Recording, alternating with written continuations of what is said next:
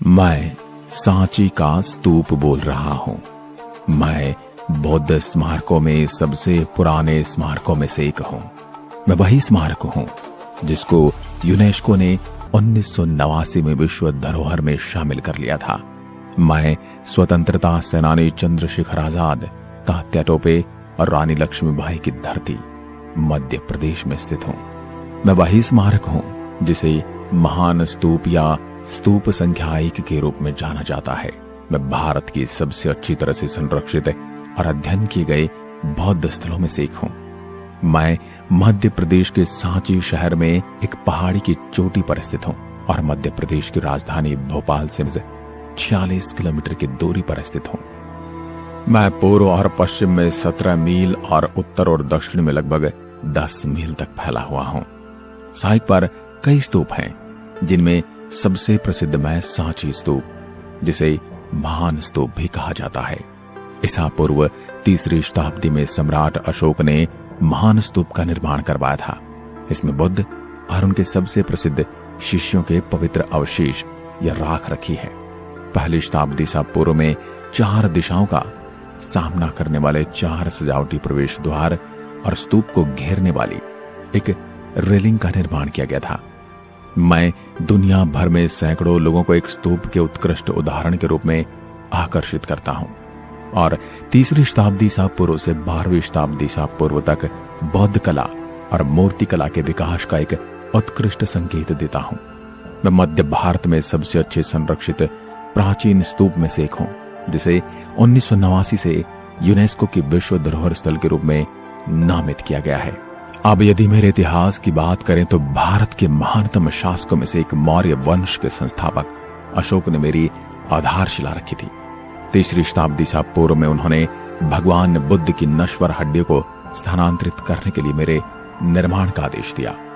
मेरे विशाल गोलार्ध का गुंबद 54 फीट लंबा है और इसमें बुद्ध के अवशेष युक्त एक केंद्रीय कक्ष है। वर्तमान में मैं एक गोलाकार इमारत जिसका व्यास दोहरा है। मेरा निर्माण अशोक की पत्नी रानी देवी और उनकी बेटी विदिशा की देखरेख में किया गया था।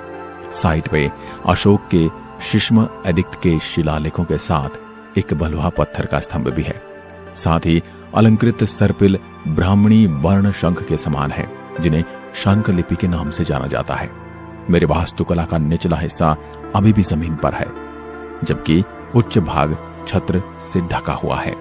185 ईसा पूर्व में मौर्य साम्राज्य के कमांडर पुष्यमित्र शुंग ने अंतिम मौर्य सम्राट बृहद्रथ मौर्य की हत्या कर दी और शुंग राजवंश का गठन किया। माना जाता है कि 2री शताब्दी ईसा पूर्व में शुंग राजवंश के शासनकाल के दौरान मेरे को ध्वस्त कर दिया गया था। उनके पुत्र अग्निमित्र ने बाद में मेरा पुनर्निर्माण करवाया। शुंग राजवंश के शासन के दौरान मैं अपने मूल आयामों से आकार में लगभग 2 गुना हो गया था। एक बार चपटा गुम्बद बनाया गया था, जिसमें असली ईंट स्तूप को ढकने वाले पत्थर के स्लैब थे।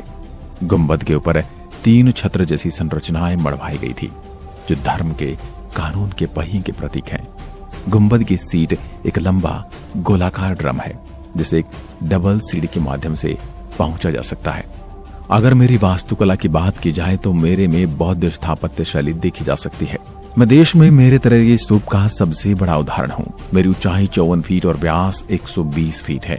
मुख्य निर्माण एक बुनियादी डिजाइन के साथ एक गोलार्ध का गुंबद है। गुंबद एक नींव द्वारा समर्थित है जिसमें एक अवशेष कक्ष है।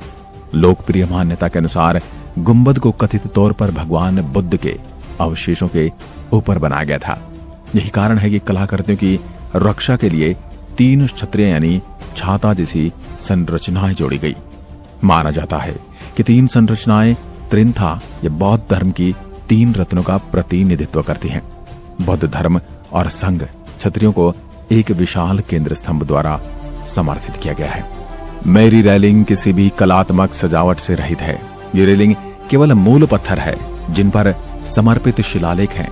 4 अलंकृत औपचारिक द्वार 4 दिशाओं में से प्रत्येक का सामना करते हैं। ये औपचारिक द्वार जातक कथाओं, बुद्ध के जीवन की घटनाओं, प्रारंभिक बौद्ध काल के दृश्यों और विभिन्न शुभ प्रतीकों के दृश्यों के साथ उकेरे गए हैं। मेरे तथ्य दुनिया भर के इतिहास प्रेमियों को आकर्षित करते हैं। महान स्तूप महान स्थापना से लेकर आज तक कई बदलावों से गुजरा है। मेरे कुछ आकर्षक तथ्य और पहलू हैं जिसमें प्रमुख है। पहला स्तूप सांची में बनवाया गया था जब सम्राट ने बौद्ध धर्म स्वीकार किया था।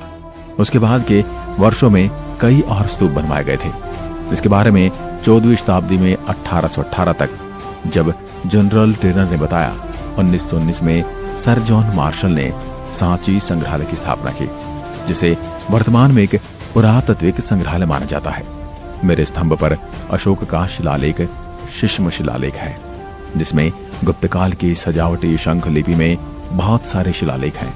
आपको बता दूं, मैं भारत की सबसे पुरानी पत्थर की संरचना हूं। मेरे में ब्राह्मी शिलालेख बहुतायत में देखे जा सकते हैं। मैं वर्तमान में 36.5 मीटर परिधि और 21.64 मीटर लंबा हूं। मैं अशोक स्तंभ का भी घर हूं जिसमें 4 शेर हैं।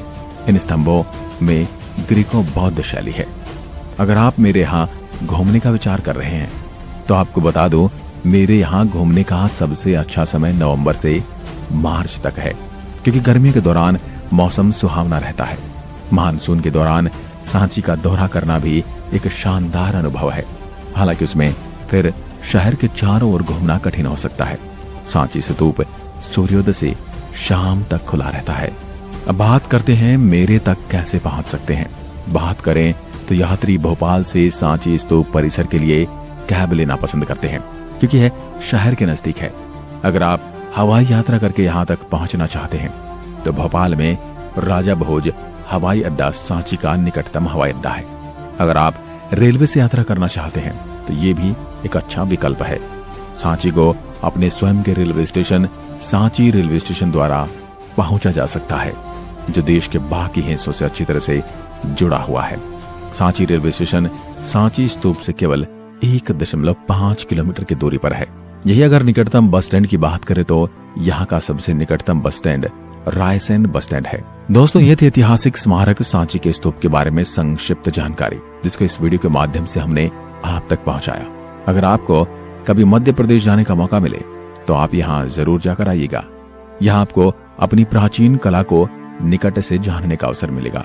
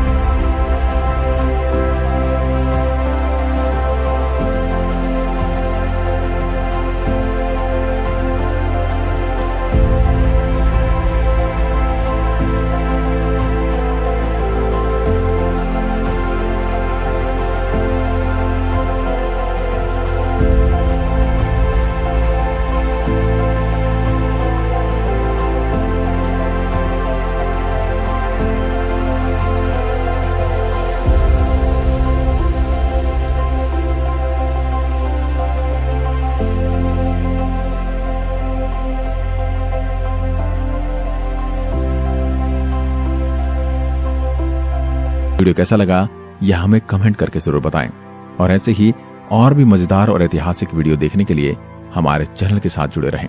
इसको सब्सक्राइब करें और बेल आइकन को जरूर दबाएं ताकि आपको निरंतर अपडेट मिलती रहे।